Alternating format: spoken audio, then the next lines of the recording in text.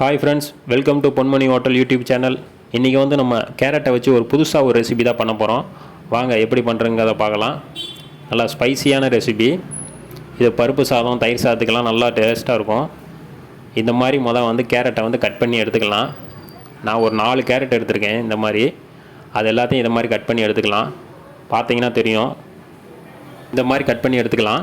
இப்போ வந்து தோசை தவாவில் தான் நம்ம பண்ண போகிறோம். 6 பல்லு பூண்டு கட் பண்ணி வச்சுருக்கேன். அதை சேர்த்துட்டு அப்படியே நம்ம கேரட்டை வந்து கட் பண்ண கேரட்டை வந்து இதில் சேர்த்துடலாம். இதுக்கு வந்து வெங்காயம்லாம் சேர்க்க தேவையில்லை. வெறும் கேரட்டை மட்டும் சேர்த்து அதிலே பண்ண போகிறோம். தோசை தவாவில் வந்து அப்படியே வதக்கிக்கிட்டே இருக்கணும். ஒரு 2 நிமிஷத்துக்கு நல்லா வதக்கி எடுத்துடலாம். ஆயில் வந்து நம்மளுக்கு தேவையான அளவு அப்போ லைட்டாக சேர்த்துக்கலாம். இப்போ வந்து நல்லா பார்த்திங்கன்னா வெந்து வந்துடுச்சு. இந்த டயத்தில் உப்பு சேர்த்துக்கலாம்.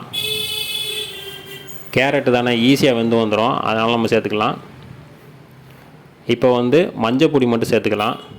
மஞ்சள் பொடி கொஞ்சோண்டு சேர்த்துட்டு மறுபடியும் அதே மாதிரி கலந்து விடலாம்.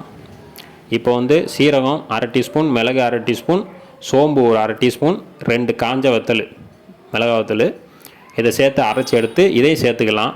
இந்த பொடி தாங்க, இந்த அரைச்ச பொடி வந்து அவ்வளோ டேஸ்ட்டாக இருக்குங்க மிக்சிங் பண்ணும்போது. இது கலந்து சேர்த்துட்டு ஒரு 2 நிமிஷம் நல்லா வதக்கணுங்க. நல்லா வதக்கி எடுத்தாச்சுன்னா நம்மளுக்கு வந்து ஸ்பைசியான ஒரு கேரட் ரெசிபி வந்து ரெடி ஆயிடுச்சு.